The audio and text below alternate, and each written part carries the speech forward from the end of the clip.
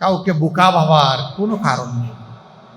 আমি শুধু জ্ঞানী, আমি শুধু চালাক, আর বাকি সমস্ত লোক গবেট, এটা যেন কেউ চিন্তা না করে। যার যার জায়গায় সবাই 3.5 হাত একেবারে কাটায় কাটায়।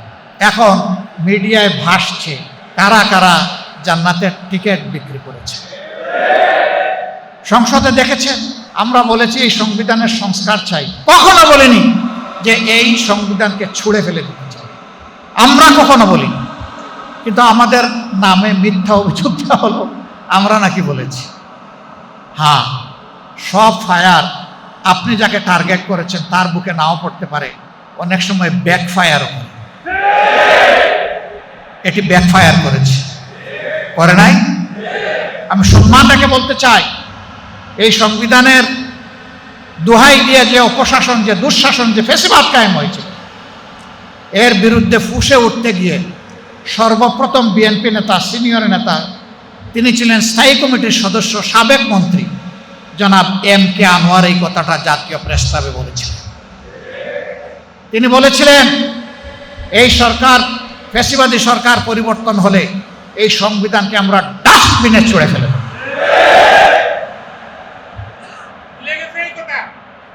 তারপরে আপনারা দেখেছেন বেগম খালেদা জিয়া নিজেই বলেছেন জনগণের সরকার প্রতিষ্ঠিত হলে এই সংবিধানকে ছুঁড়ে ফেলে দেওয়া হবে।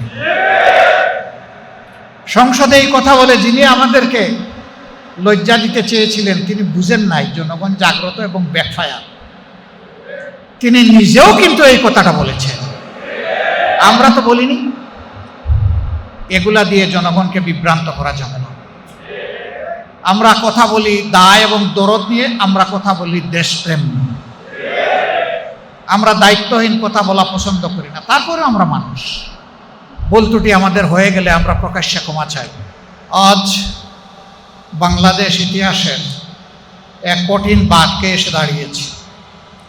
দেশে এখন সামরিক শাসন নেই, চিহ্নিত ফ্যাসিবাদী গোষ্ঠীও নেই, কিন্তু তারপরেও জনজীবনে কোনো স্বস্তি নেই, মানুষের জীবনের কোনো নিরাপত্তা নেই। ঘর থেকে বের হওয়ার ক্ষেত্রে কোনো ব্যবস্থা আস্তে আস্তে সংকুচিত হয়ে যাচ্ছে, মনে হয় যেন থাকবে না। আমাদের সন্তানদের লেখাপড়া ঝুঁকির মুখে। ইতিমধ্যে ভাবা হচ্ছে সন্তানদেরকে স্কুল থেকে 3 দিনের জন্য ঘরে বসিয়ে তাদেরকে শিক্ষা দেওয়া হবে। 4th শ্রেণীর একজন ছাত্র তার অভিপ্রায় ব্যক্ত করতে গিয়ে বলেছে, দেশ যারা চালাচ্ছেন তারা কি কিছুটাও বুদ্ধিশুদ্ধি রাখেন না? একটা ক্লাসে যদি 50 জন ছাত্রের সংকুলান হয়, সেখানে মাথার উপরে ফ্যান ঘুরবে ম্যাক্সিমাম 5টা অথবা তার চেয়েও কম, লাইট জ্বলবে 3টা বা 4টা। কিন্তু যদি ঘরে বসে অনলাইনে শিক্ষা দিতে হয়, তাইলে প্রত্যেকটি ছাত্রের মাথার উপরে একটা ফ্যান ঘুরানো লাগবে।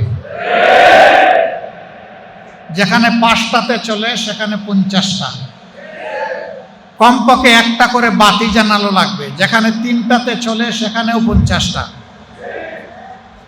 এরপরের মুসিবত সে বলেছে যে এমনিই শিশুরা ডিভাইসে আসক্ত হয়ে পড়েছে, এখন যদি আবার স্কুল থেকে বিরত রেখে তাদের হাতে এই ডিভাইস দিয়ে দেওয়া হয়, তাহলে তাদের মেধার মৃত্যু ঘটবে। শুধু কি তাই, একটা শিশু যখন স্কুলে যায় সে একটা সঙ্গ পায়, অ্যাসোসিয়েশন পায়। কিন্তু সেই শিশুটা যদি ঘরে বসে থাকে, তাকে যদি বলা হয় ঘরে বসে ক্লাস করুন, শিশুরা হচ্ছে চপলা চঞ্চল। ক্লাসরুমে ঢুকে একটা মাত্র বা 2টা দরজা, শিক্ষক খেয়াল রাখেন কে নড়াচড়া করে আর কে মনোনিবেশ করে। কিন্তু সে যখন স্বাধীন থাকবে তারে দেখবে কে? সে যদি ডিভাইস টেবিলের উপরে ফেলে রেখে গিয়ে খেলতে লাগে, তাও তো করার কিছু নেই। ঘুমাইয়া পড়ে, তাও করার কিছু নেই। যদি তারা খুনসুটি খেলে ভাই বোনেরা, তাও করার কিছু নেই। এইভাবে মেধার অপমৃত্যু ঘটবে।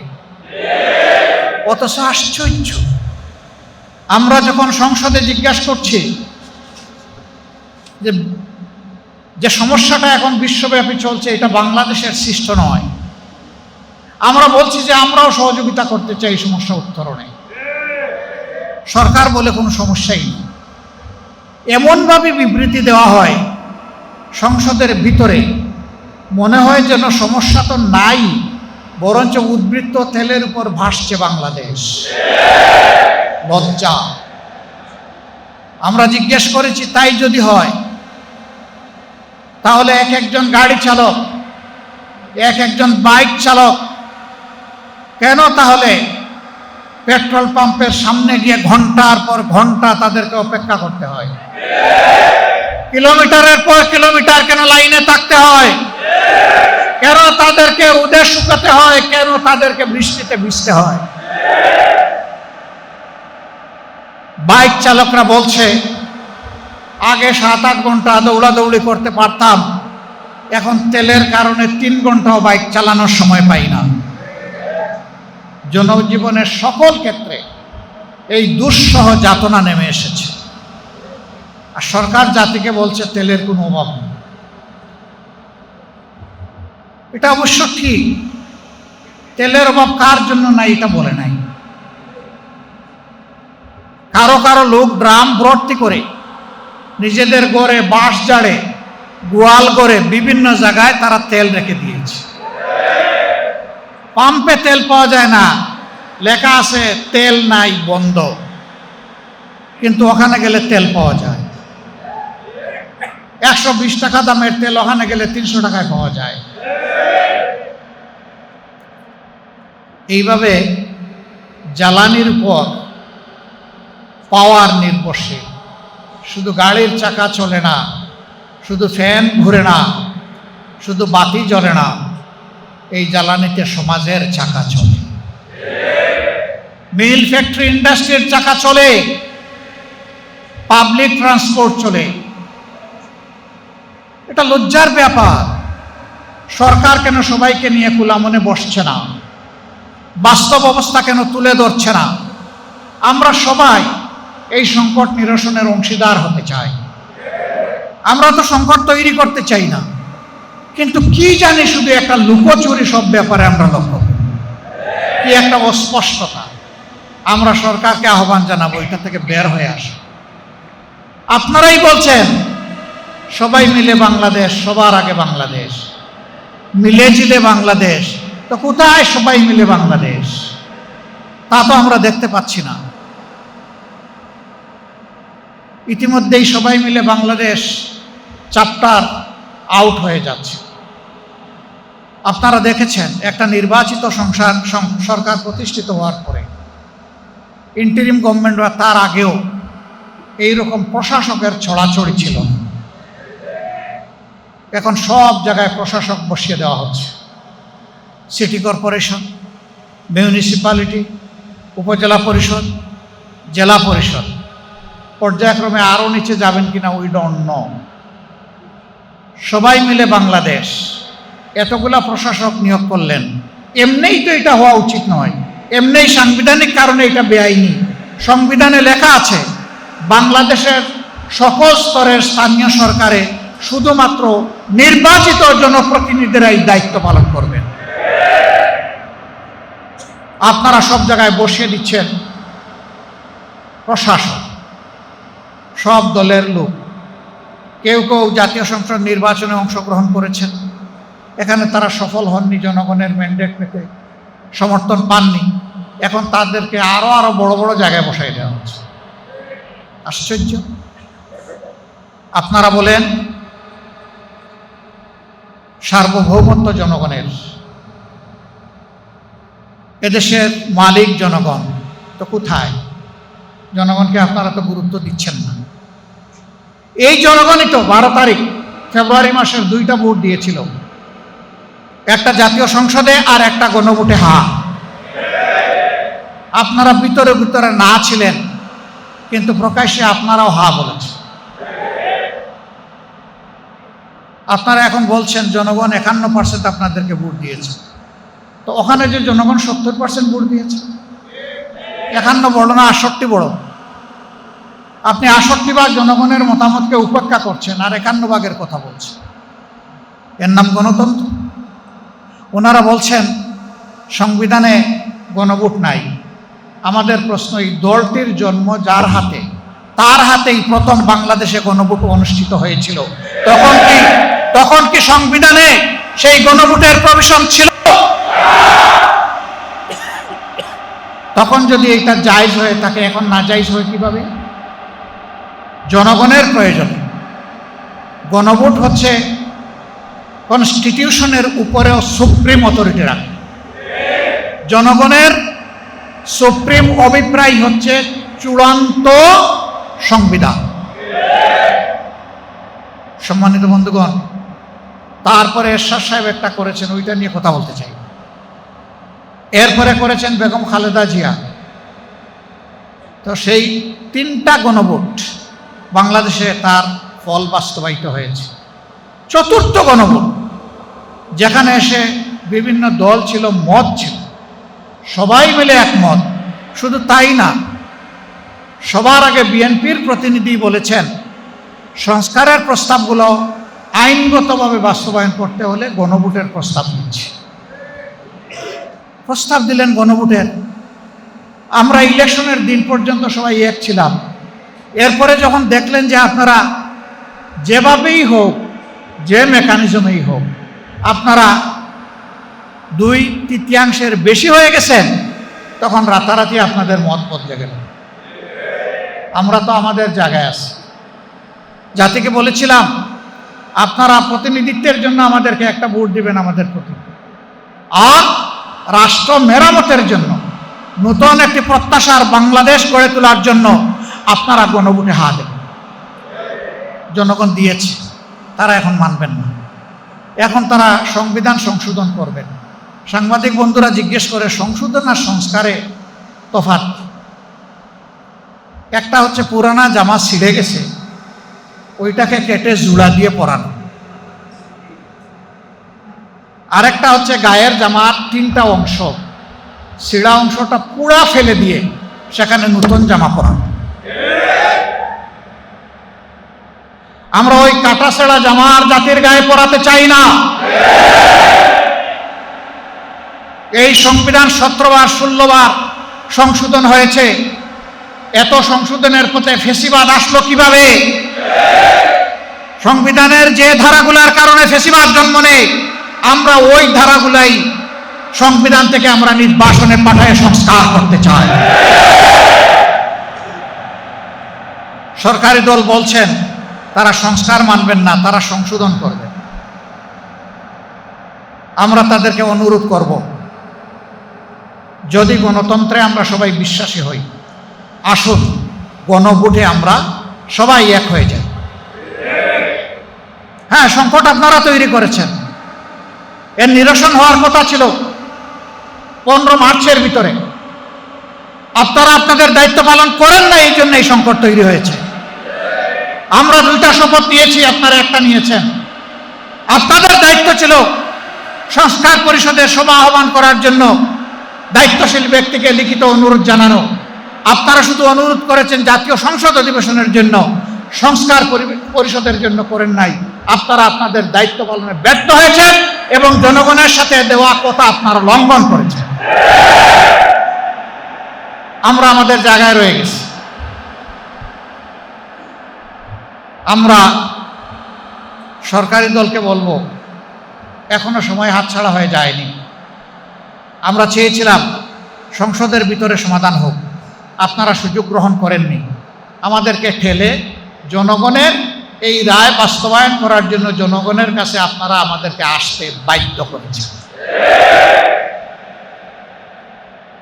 যেই জনগণ খালি হাতে সশস্ত্র দুর্বৃত্তদেরকে মোকাবেলা করে 5 আগস্ট পরিবর্তন এনেছিল, সেই জনগণের মৃত্যু হয় না। এই জনগণ এখনো জীবিত, এখনো জাগ্রত।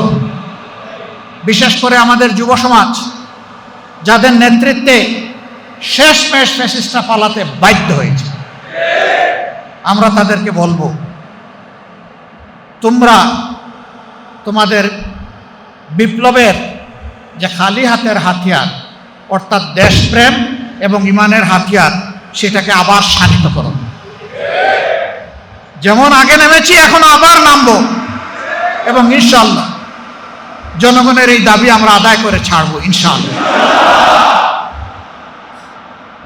এ দাবি আদায় না হওয়া পর্যন্ত একটি ইনসাফ ভিত্তিক বাংলাদেশ গঠন করা অসম্ভব। ফ্যাসিবাদ একটা রোগ, নির্দিষ্ট রোগী মারা গেলেও ফ্যাসিবাদ মারা গেছে এটা বলতে পারবেন না। এটা একজন থেকে আরেকজনে সংক্রমিত হয়, এবং সেই সংক্রমণ ইতিমধ্যে আমরা লক্ষ্য করছি। জনগণের রায়কে অবলীলায় অগ্রাহ্য, অপমান, অস্বীকার করার নামই হচ্ছে ফ্যাসিবাদের সূচনা। আমরা দেশে আর ফ্যাসিবাদ চাই না। এখন যারা সরকারি দলে, তারাও বড় মজলুম ছিলেন, আমরাও বড় মজলুম ছিলাম, গোটা জাতি মজলুম ছিল। আমরা সাবেক এবং বর্তমান সকল মজলুমকে বলবো, আসুন আমরা আবারও জুলুমের বিরুদ্ধে ঐক্যবদ্ধ হই ইনশাআল্লাহ। জনগণের ন্যায্য অধিকার জনগণের হাতে তুলে দেওয়া পর্যন্ত 11 দল এবং বাংলাদেশ জামাতে ইসলামের লড়াই অব্যাহত থাকবে ইনশাআল্লাহ। আমাদের বিশ্রাম নেওয়ার কোনো জায়গা এটি নয়, দুনিয়া লড়ে যাওয়ার জায়গা। আল্লাহ তাআলা যদি মেহেরবানি করেন বিশ্রাম আমরা নেব, আল্লাহ তাআলার জিম্মায় নেব ইনশাআল্লাহ। সংসদে টিকিট বিক্রি একটা কথা উঠেছে। আমার একটা টিকিট বড় প্রয়োজন। আপনাদের কারো কাছে আছে নাকি জান্নাতের টিকিট? নাই। আচ্ছা, পাবলিকের কাছে পাইলাম না। সাংবাদিক বন্ধুগণ, আপনাদের কাছে কি জান্নাতের কোনো টিকিট আছে? আপনাদের কাছেও নাই, এখানেও পাওয়া গেল না। এবার সংসদে যারা বলেছেন তাদের কাছে আমরা টিকিট চাই, যে ওই টিকিট, একটা টিকিট হলে আমাদেরকে দেয়। দেখি এই টিকিটটা কে ইস্যু করলো, আমরা একটু দেখতে চাই। হ্যাঁ, কাউকে বোকা ভাবার কোনো কারণ নেই। আমি শুধু জ্ঞানী, আমি শুধু চালাক, আর বাকি সমস্ত লোক গবেট, এটা যেন কেউ চিন্তা না করে। যার যার জায়গায় সবাই 3.5 হাত একেবারে কাটায় কাটায়। এখন মিডিয়ায় ভাসছে কারা কারা জান্নাতের টিকিট বিক্রি করেছে। সংসদে দেখেছেন, আমরা বলেছি এই সংবিধানের সংস্কার চাই, কখনো বলিনি যে এই সংবিধানকে ছুঁড়ে ফেলে দিতে চাই, আমরা কখনো বলিনি। কিন্তু আমাদের নামে মিথ্যা অভিযোগ দেওয়া হলো আমরা নাকি বলেছি। হ্যাঁ, সব ফায়ার আপনি যাকে টার্গেট করেছেন তার বুকে নাও পড়তে পারে, অনেক সময় ব্যাকফায়ারও করে। এটি ব্যাকফায়ার করেছে, করে নাই? আমি সম্মানটাকে বলতে চাই, এই সংবিধানের দোহাই দিয়ে যে অপশাসন, যে দুঃশাসন, যে ফ্যাসিবাদ কায়েম হয়েছিল, এর বিরুদ্ধে ফুঁসে উঠতে গিয়ে সর্বপ্রথম বিএনপি নেতা, সিনিয়র নেতা, তিনি ছিলেন স্থায়ী কমিটির সদস্য, সাবেক মন্ত্রী জনাব M.K. আনোয়ার এই কথাটা জাতীয় প্রেস ক্লাবে বলেছিলেন। তিনি বলেছিলেন, এই সরকার, ফ্যাসিবাদী সরকার পরিবর্তন হলে এই সংবিধানকে আমরা ডাস্টবিনে ছুঁড়ে ফেলব।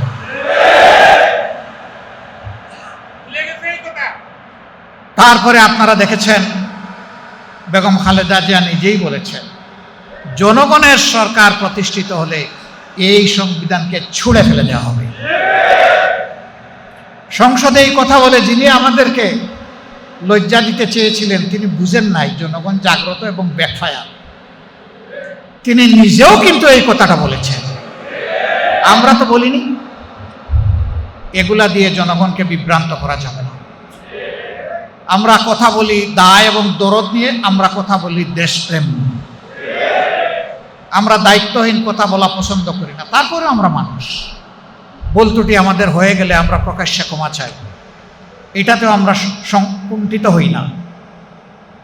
সম্মানিত বন্ধুগণ, আমি মহান আল্লাহর দরবারে তৌফিক চাই, ন্যায্যতার ভিত্তিতে, ন্যায়ের উপর, সত্যের উপর ইমানের উপর, দেশপ্রেমের উপর, জনগণের অধিকার আদায়ের রাস্তার উপর আল্লাহ যেন আমাদেরকে অটল থাকার তৌফিক দান করেন। আমরা আগেও অন্যায়ের সাথে কোনো কম্প্রোমাইজ করি নাই, এখনো কোনো অন্যায়ের সাথে কম্প্রোমাইজ করব না।